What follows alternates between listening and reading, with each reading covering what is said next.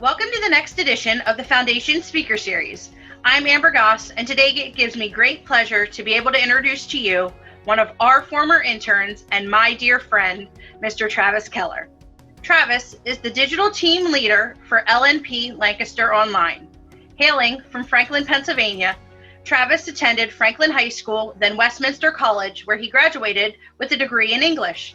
After several years at various news organizations across the Commonwealth, such as Penn Live, the Sentinel newspaper, and the Times Leader, Travis is now the digital editor or digital team leader for LNP LancasterOnline. When he isn't out hunting the latest news story, Travis is an avid gamer, enjoys watching wrestling, listening to his favorite band Metallica, and running Spartan races. Travis currently resides in Harrisburg, Pennsylvania with his lovely fiance, Kaming, and their pup, Scooter. Welcome, Travis. Thanks for joining us today. Hey, I'm glad to be here. So, Travis, if you don't mind, let's start at the beginning. Tell me how you came to study English at Westminster College. Well, it kind of goes back to PFEW because at the time I was weighing going to study business. I went to PFEW and realized that business really wasn't what I was interested in. I briefly weighed going into the military. I was going to join the Marine Corps. And then I actually had a high school teacher who kind of pulled me aside and had a portfolio of writing. And she pointed out, writing is really where you shine. So, I did some soul searching, and then I just decided, going to school and really furthering that skill set was what I wanted to do. And then found my way to Westminster. So there you were, a young man in college studying English. How did you transition from that English degree into the journalism field, or when did you know that journalism was the field you really wanted to focus your career in? It really didn't happen until my junior year. At the time, I was playing, I'm a gamer, obviously, and I wanted to review video games, as almost every gamer wants to do. So I went to my school's newspaper. I started doing that just as, reviewing video games and reviewing some arts and entertainment stuff. I took one journalism class in college, and that was my senior year. So it was like a base one-on-one class. I did my internship with a very small newspaper in New Wilmington called the Globe Leader.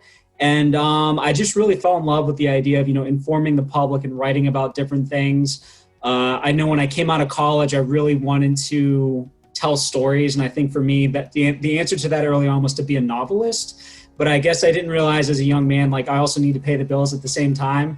So journalism for me was kind of that way of fulfilling my love of telling stories, and also a way that's very practical in a way that makes sense.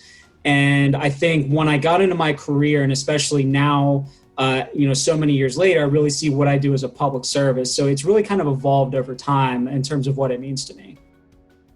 And as a journalist, you've had a chance to work with a lot of great organizations across the state, between where you currently are and your previous organizations.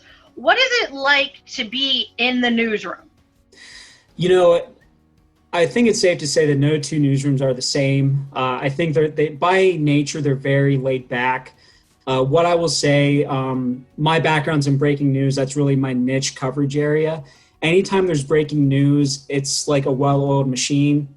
It's usually an all-hands-on deck affair. It's a very casual environment. There's a lot of joking. It's a very professional environment.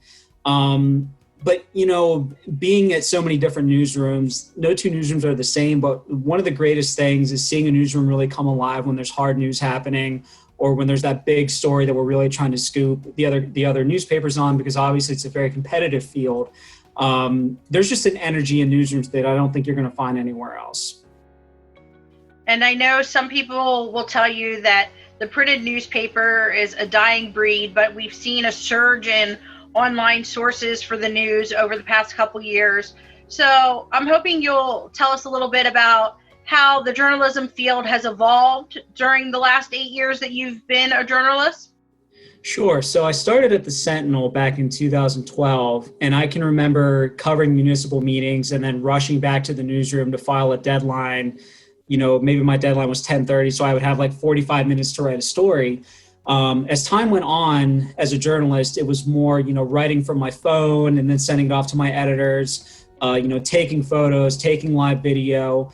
Over time, I think journalists have a lot more tools at their disposal to where they can report more immediately than as opposed to, writing just for print. With that being said, at LNP and Lancaster Online, we still have a 7-day print product that we're very proud of, and it's something we put a lot of effort into. But obviously, digital is very much the future of our business. That's where everyone's heading. I can remember with my time at Penn Live, I was really responsible for, live photos, video, and text all in one shop. So I think in some sense, I think our workload has kind of increased as journalists. But I also think there's a lot more freedom with the digital era because we can really bring readers right to the scene when something's happening, or we can provide different ways of telling stories that wouldn't have been possible, when I got into the business only 8 years ago.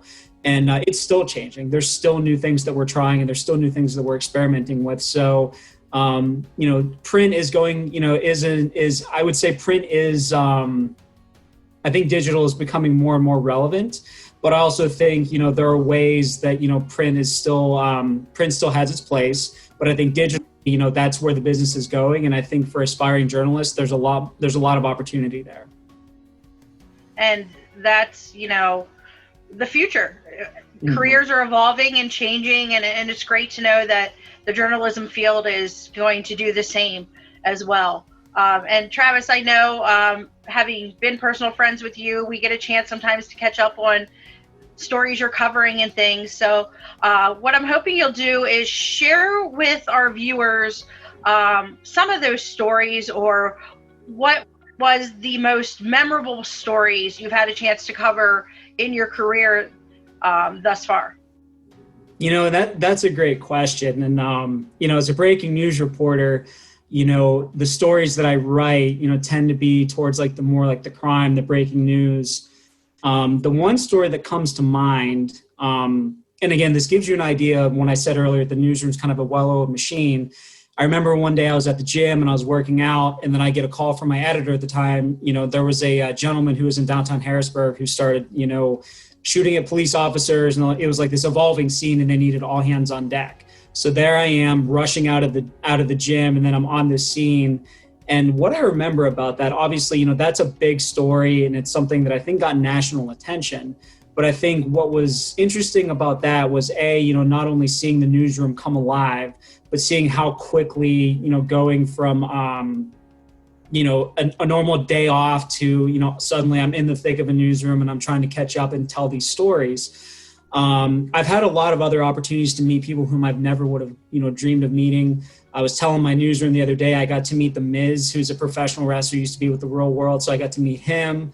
I got to meet a couple of other professional wrestlers. Obviously I got to shake hands with Governor Wolf. I think one of the greatest things about my career so far is I kind of went into it in 2012 not really knowing what the future held. I had some experience, but I didn't really know where I was going to go. I didn't know how it was going to be. But I quickly learned that the career gave me a lot of opportunities to do different things. For instance, I went catfishing with a female fishing guide in the Susquehanna River, and it was like an all-night fishing trip just to tell her story. So that was fun. In another instance, there was a lot of police departments who were doing, safety training in terms of like responding to like shooting, like to a shooting at a school. And I got to actually participate and help them. So then that kind of helped foster a sense of camaraderie. So one of the greatest things about my job is I come in every day not knowing what to expect. And I know now I'm an editor, so I'm not really as hands-on doing that.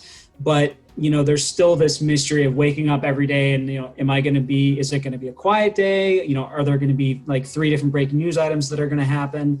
No 2 days are the same. And I think that's the greatest thing about my job.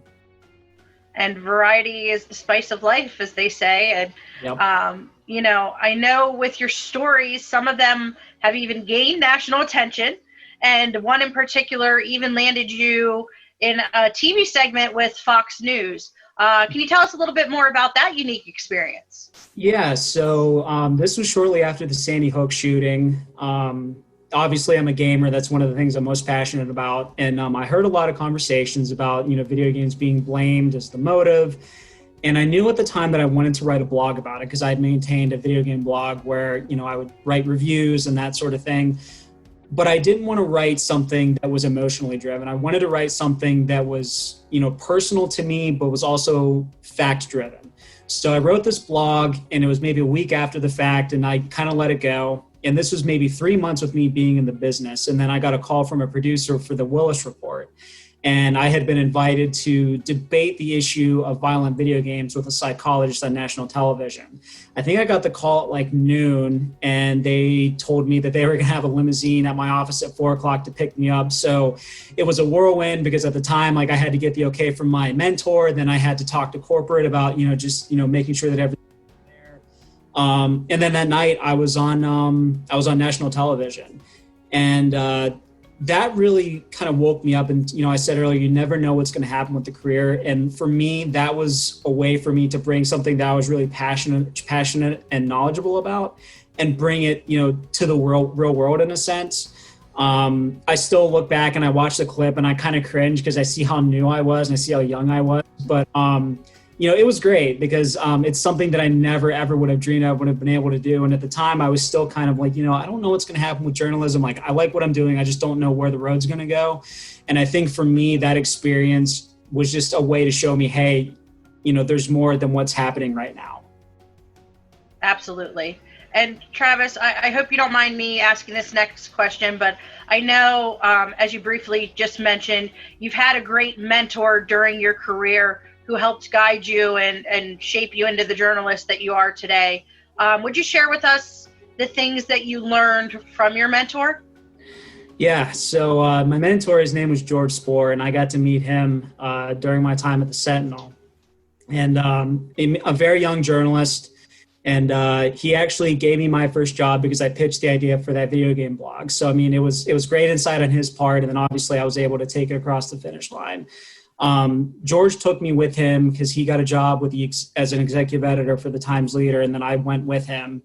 And he really helped train me to think of journalism in the digital mindset, because at the time, it was still kind of this new idea, but George had seen that this is the way our industry is going and this is where we need to be heading. So he kind of molded me with that mindset in mind. And, George always told me that he saw me as a digital editor one day. So, I was telling a colleague not long ago that me taking this job was kind of bittersweet, in the sense that George was diagnosed with cancer. I think it would have been 2 years ago now. And after a very short battle, he died. And,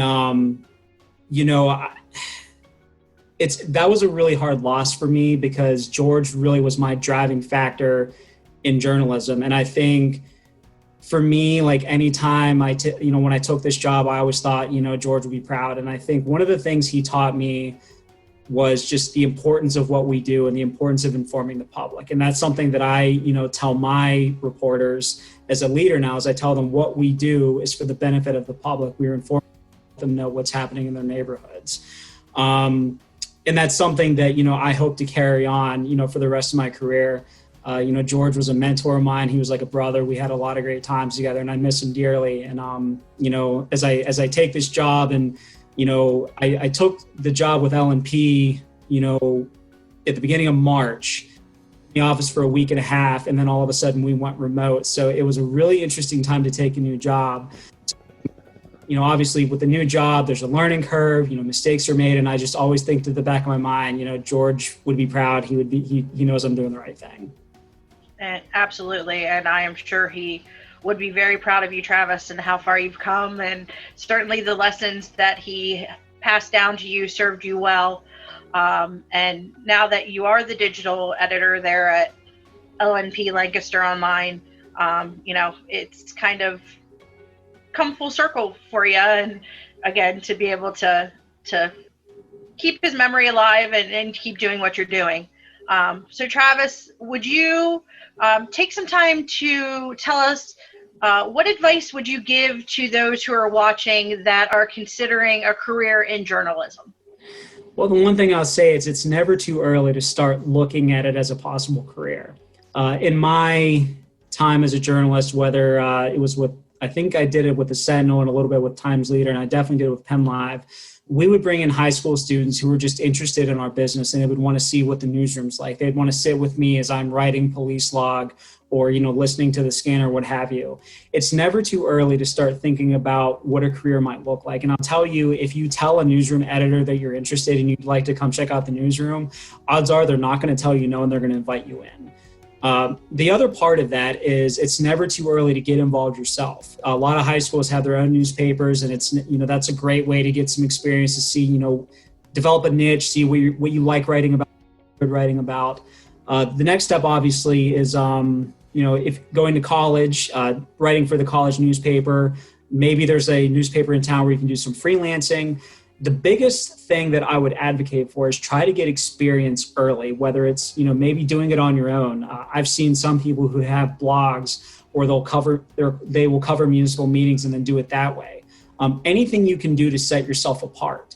And the other message I always tell journalists is, or in professionals in general, is it's always not a bad idea to tell your ideas. I know when I had my first interview with George and I pitched that video game idea, he was very upfront with me when he gave me the job and said, there were candidates that were much more qualified than me at the time, but me giving that idea for a video game blog and setting myself apart, that's all it took.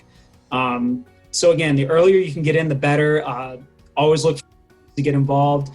And, in college, take the journalism courses and do anything you can to get experience. Experience is the biggest aspect for success in this career. And all of that is great advice, and we appreciate you sharing it with our viewers. Now, I would be remiss if I didn't mention, again, that you are a PFEW alum, such as myself. So I'd love to ask you, how did PFEW affect you after you attended the program? PFEW was a extremely personal journey for me because I really didn't know what I wanted to do with myself in terms of real world stuff, and also on a personal level because I know my dad would always tell me, "You're such a natural born leader." And at the time, I was young, I was angry, and I wanted nothing to do with it. And then I went week 2 in 2006, and the first night, my company had told me that they wanted me to be their CEO. So for me, automatically, I was blown away. So that was still one of the greatest gifts I could have ever had on a personal level. And then going through the camp and realizing that, despite me thinking I wanted to be a businessman and realizing maybe this isn't what I wanted to do, that's really what I took away from it. But then, the other part of it is, interacting in a professional environment, or, working with a variety of different individuals. I think those are skills that I would not have gotten otherwise. And I can still remember, seeing Dean McKnight, give his speech, or, being in some of the greatest speakers. And still to this day, when I'm fortunate enough to come back to PFEW and see these same speakers that inspired me all those years ago, I think PFEW really primed me for success. And as I look back, my career now, I always look back to PFEW because had it not been for PFEW, I just don't think I would have been on the right path. Well, that's a lot learned from such a short week. And, Travis, I want to take the time now to thank you. Thank you for taking time out of your busy schedule to be with us today. And thank you for being such a big part of our foundation family. We truly appreciate you and everything you do for the organization. I'm always glad to give back in any way that I can to a camp that's given me so much. If you're interested in connecting with Travis, or if you have additional questions about careers in journalism, he would be happy to have you reach out to him, or you can reach out to our offices and we'd be happy to connect you with Travis. We will be displaying his contact information at the end of this video. Thanks again, Travis, for being with us. We truly appreciate it, and thank you for watching.